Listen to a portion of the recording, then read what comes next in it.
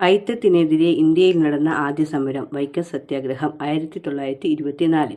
1924 March 30 മുതൽ 1925 November 23 വരെ സത്യാഗ്രഹം നീണ്ടുനിന്നു.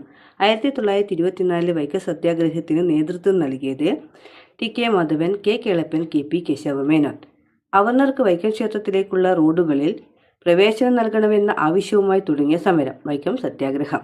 പുലയ, ഈഴവ, നായർ സമുദായാംഗങ്ങളായ കുഞ്ഞാപ്പി, ബാഹുലേയൻ, ഗോവിന്ദപ്പണിക്കർ എന്നീ 3 യുവാക്കളിലൂടെയാണ് വൈക്കം സത്യാഗ്രഹം തുടങ്ങിയത്.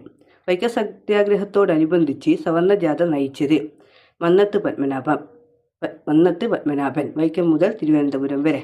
വൈക്കം സത്യാഗ്രഹ നായകൻ എന്നറിയപ്പെട്ടിരുന്ന തമിഴ് ദ്രാവിഡ നേതാവാരാണ് ഇ.വി. രാമസ്വാമി നായ്ക്കർ. വൈക്കം സത്യാഗ്രഹത്തോടനുബന്ധിച്ച് ഗാന്ധിജി കേരളം സന്ദർശിച്ചത് 1925. വൈക്കം കോട്ടയം ജില്ലയിലാണ്. വൈക്കം സത്യാഗ്രഹം ആരംഭിച്ചത് ശ്രീമൂലം തിരുനാളിൻ്റെ കാലത്തും അവസാനിച്ചത് റാണി സേതുലക്ഷ്മിയുടെ കാലത്തുമാണ്.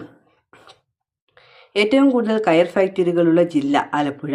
ഏറ്റവും കൂടുതൽ തൊഴിലാളികളുള്ള വ്യവസായം കയർ. കേരളത്തിലെ ആദ്യ കയർ ഫാക്ടറി ഡാറാസ് മെയിൻ. സ്ഥാപകൻ ജെയിംസ് ഡാറ. ലോകത്തിലെ ഏറ്റവും വലിയ കയർ തടുക്ക് ആലപ്പുഴയിലാണ്. കേരള സർക്കാർ കയർ വർഷമായി ആചരിച്ചത് 2010. കേരള കയറിൻ്റെ മുദ്രാവാചകം ദൈവത്തിൻ്റെ സ്വന്തം നാട്ടിലെ സുവർണ്ണനൂൽ. കയർ ഉൽപ്പന്നങ്ങളുടെ വിപണനവും കയറ്റുമതി ലക്ഷ്യമിട്ട് കേന്ദ്ര സർക്കാർ രൂപം നൽകിയ സ്ഥാപനം കയർ ബോർഡ്.